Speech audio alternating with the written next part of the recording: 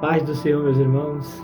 Eu gostaria de compartilhar um texto com você que está lá na carta de Paulo aos Colossenses, no capítulo 3, versículo 23 e versículo 24, onde nos diz assim: E tudo quanto fizerdes, fazei-o de todo o coração, como ao Senhor e não aos homens, sabendo que recebereis do Senhor o galardão da herança, porque a Cristo o Senhor servis.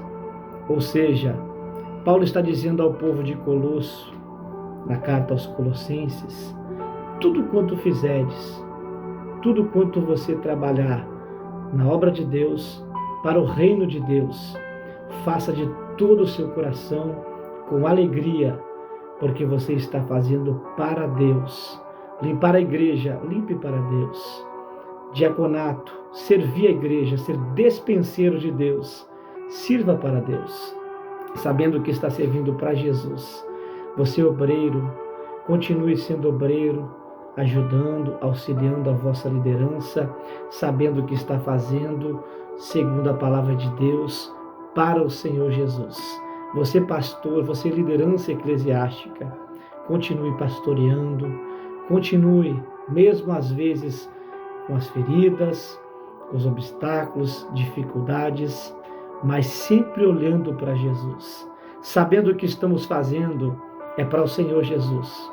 Foi Ele que nos separou, foi Ele que nos escolheu, Ele que nos capacitou, é Ele que nos galardoará, é dele que virá o nosso galardão naquele dia.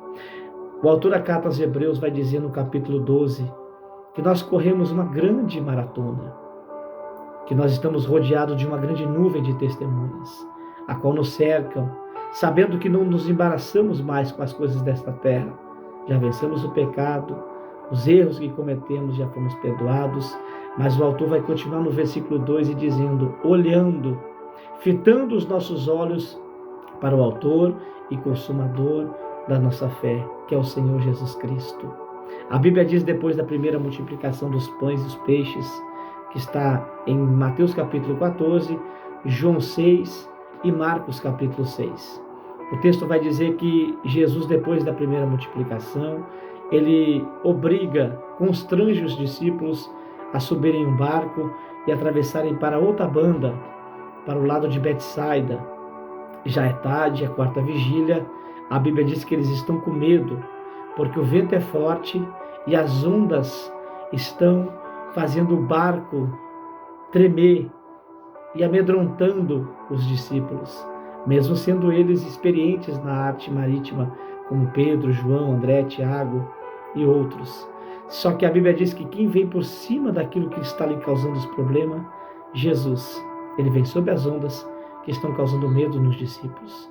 E o texto diz que ele chega diante dos discípulos e se identifica, diz para eles não terem medo, mas terem ânimo. E Pedro vai dizer: se és tu, se és o nosso mestre, manda eu ir ter contigo.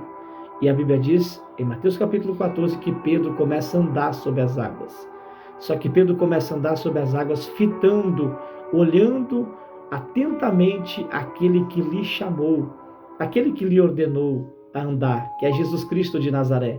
Só que quando Pedro tira os olhos de Jesus, o texto diz que Pedro começa a submergir, começa a afundar.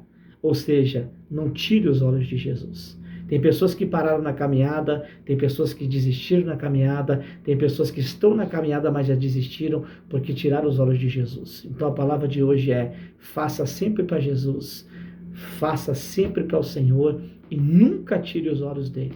Tá bom? Deus abençoe você, em nome do Senhor Jesus Cristo.